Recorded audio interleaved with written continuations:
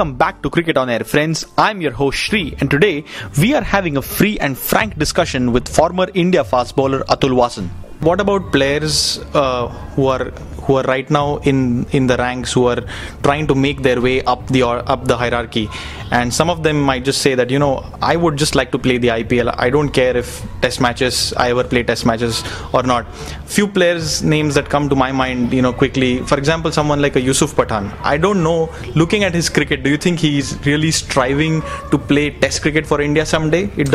His game doesn't suit test cricket. It looks like.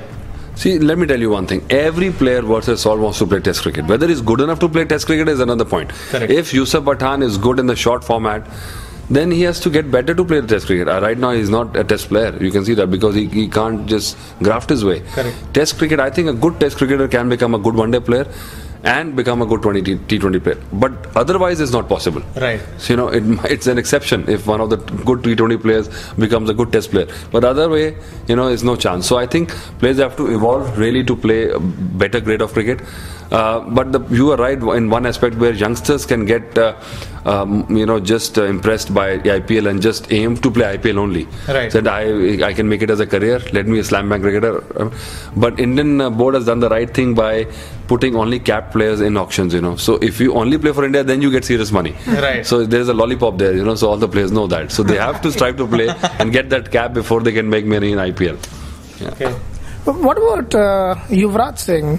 I mean, we know that he has abundance of talent. There's no dearth of talent in Yuvraj. He has proved himself multiple times.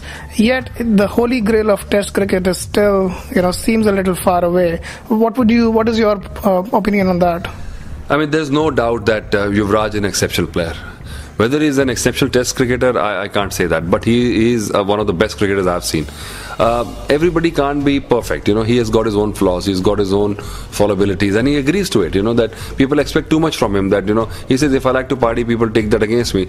If I've not been able to cement my place in test cricket, I've tried. I've been injured in the wrong times and all that. So he's got his own excuses as well. But I feel that, he has underachieved as a player. He could have been one of the top test players also. But if he has not done that, but then he has achieved a lot in other forms of game. So I can't hold that against him. I can't expect him to be perfect and the way we want him to be. So that makes him interesting, because he's not perfect as Dhoni or Tendulkar. He is Yuvraj. And that's an enigma, that he's so good in one aspect and suddenly next day he could be so ordinary.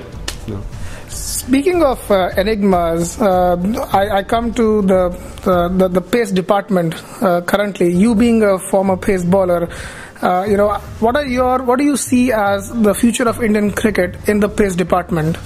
One is for sure that we'll still struggle to have express bowlers. There are few young players coming through, but the kind and amount of cricket we are playing, it's literally impossible for somebody to bowl quick right through.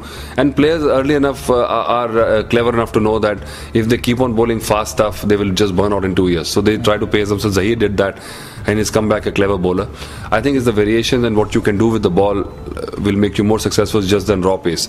We saw raw pace. Sean Tate can go for 50 runs in 5 overs.